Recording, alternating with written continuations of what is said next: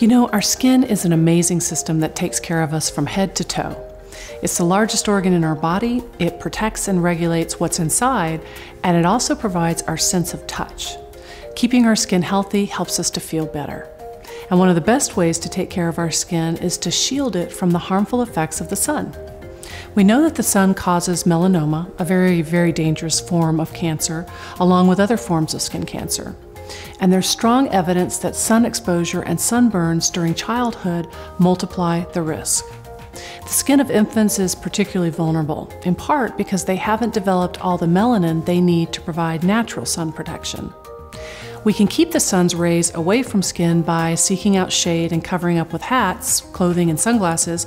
That's really the best option and really the only option for infants. But we have another great option for older children and adults. Regular use of sunscreen has been proven to help prevent skin cancer. And in fact, 2 studies in Australia showed that melanoma was reduced by 50% and squamous cell cancers by 40% in those who use sunscreen daily. So for those times when we're out in the sun, how can we choose the best and safest sunscreens for our families? Most sunscreen products work by absorbing, reflecting, or scattering sunlight. And there are 2 basic types. Chemical sunscreens work as a sponge, absorbing the sun's rays on your skin. And you may see active ingredients including oxybenzone on the label. Now, oxybenzone is a synthetic compound, and extensive use can lead to alteration of genes related to the endocrine system. When present in other mixtures of synthetic UV filters, it can enhance skin penetration and in turn potentially lead to cell damage that may cause skin cancer. If you want to avoid this type of chemical protection, there's another option: physical sunscreens.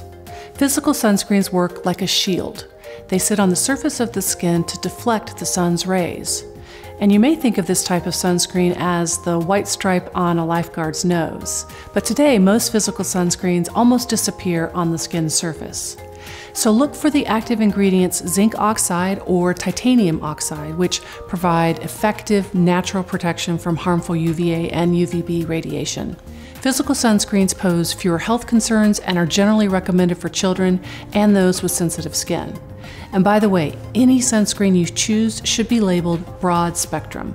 That means it screens UVB rays that can cause sunburns and also UVA radiation that can cause premature skin damage and aging.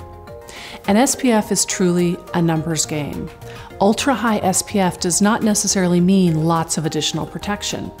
Studies showed that sunscreen with SPF 30 blocks 97% of the sun's rays. A higher number SPF offers only minuscule gains.